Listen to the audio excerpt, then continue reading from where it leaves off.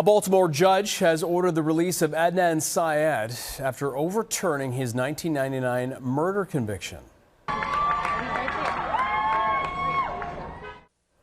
Syed's case was chronicled in the hit podcast Serial, a true crime series detailing the murder case of Hae Min Lee. Monday, Circuit Court Judge Melissa Phinn ordered Syed's conviction to be vacated. After more than 2 decades behind bars, the judge ruled the state violated its legal obligation to share evidence that could have bolstered Syed's defense and ordered him to be released and placed on home detention with GPS monitoring. This after prosecutors filed a motion last week saying an investigation had uncovered new evidence that could undermine the 2000 conviction of Syed Lee's ex-boyfriend.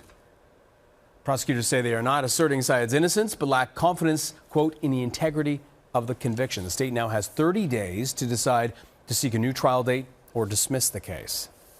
Through our review, our reinvestigation revealed that the original prosecutors and the subsequent prosecutors in the Attorney General's office failed to disclose relevant information about alternative suspects, one of whom threatened to kill the victim and had motive to kill the victim, and both of whom had a pattern of violence against women. Our investigation suggests that the 2 suspects may have been involved individually or may have been involved together in the death of that beautiful young woman. We also received information that provided motive for that same alternative suspects. That information was never disclosed to the defendant and is the basis of the Brady violation that the judge has deemed. It was through our investigation we also learned that during the original investigation, one of the suspects were improperly cleared by investigators based on faulty polygraph tests and a faulty cell site evidence that was used against Adnan Syed that simply wouldn't stand up in court today. And finally, we found that the previous misconduct of one of the homicide detectives in the Syed's case, a detective that was negatively implicated in my office's first exoneree, Malcolm Bryant, contributed to a wrongful conviction in a separate 1999 murder case.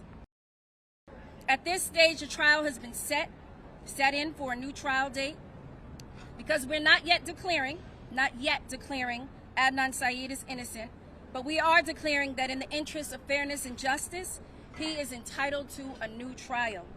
And because this is an ongoing case, there are limits to what I can say in this matter, but it is imperative that we start the process of securing a new trial with adequate representation for Mr. Syed to ensure that the family of Ms. Hae Min Lee knows with full confidence that the person responsible for her death and the death of their loved one will be held accountable.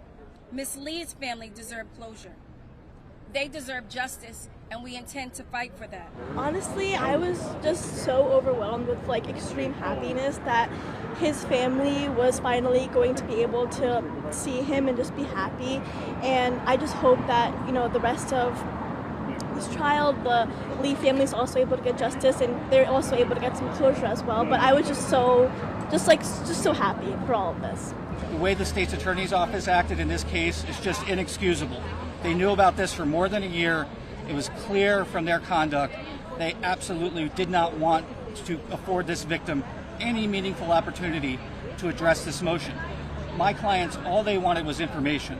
They want the truth to come out. If the truth is that someone else killed their sister, daughter, they want to know that more than anybody. They were shut out of the legal process by the court and the state's attorney's office, and it was inexcusable. It's a violation of Maryland law, and my clients are exploring their options with regard to appeal.